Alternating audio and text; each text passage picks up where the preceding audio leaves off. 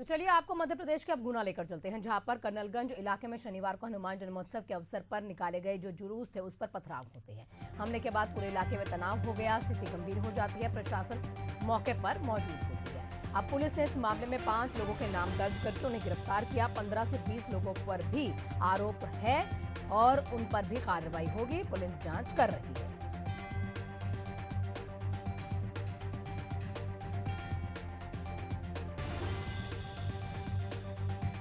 मध्य प्रदेश के गुना की तस्वीरें हम आपको दिखा रहे हैं। जन्मोत्सव था, आप सभी जानते हैं, शनिवार हनुमान जयंती पर हनुमान जयंती वाले दिन ही भगवान हनुमान के लिए कई कार्यक्रमों का आयोजन किया गया था। कहीं पर सुंदरकांड का पाठ था, कहीं पर हनुमान चालीसा थी, कहीं पर जुलूस निकाला जा रहा था, कहीं पर कलश यात्रा थी। अब गुना में जब यहाँ जुलूस निकाला जाता है तो कुछ असामाजिक तत्व यहाँ पर पथराव कर देते हैं। हमारे साथ हमारे सहयोगी मनोहर प्रजापति जुड़े हुए हैं अधिक जानकारी के साथ। मनोहर, पूरी डिटेल समझाइए कि कैसे कैसे यहाँ पर पथराव हुआ, इसके पीछे की क्या वजह रही और क्यों ये पथराव होता है।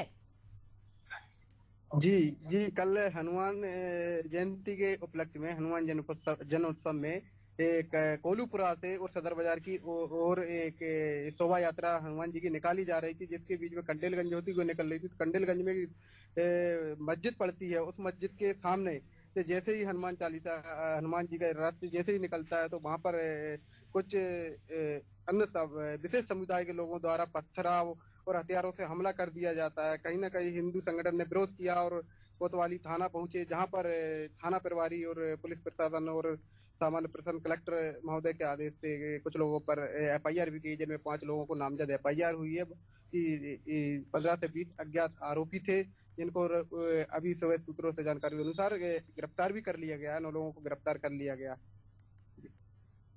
मनोहर, इसके पीछे आपको वजह पता लग पाई है, क्यों पथराव हुआ? क्या वहां पर कोई लड़ाई हो गई थी, किसी से बहस हो गई थी, कोई पुरानी रंजिश का यहाँ पर बदला लिया जा रहा था? क्या वजह है इसके पीछे? पथराव हुआ हम समझ गए, तस्वीरें हमने देखी, लेकिन वजह क्या निकल कर आई?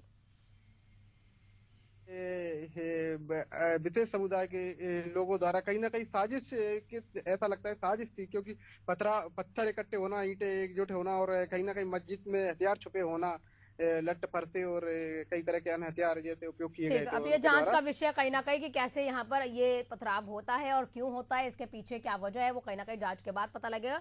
आपका बहुत बहुत शुक्रिया, आप नजर बनाए रखिएगा, आपसे अपडेट लेते रहेंगे।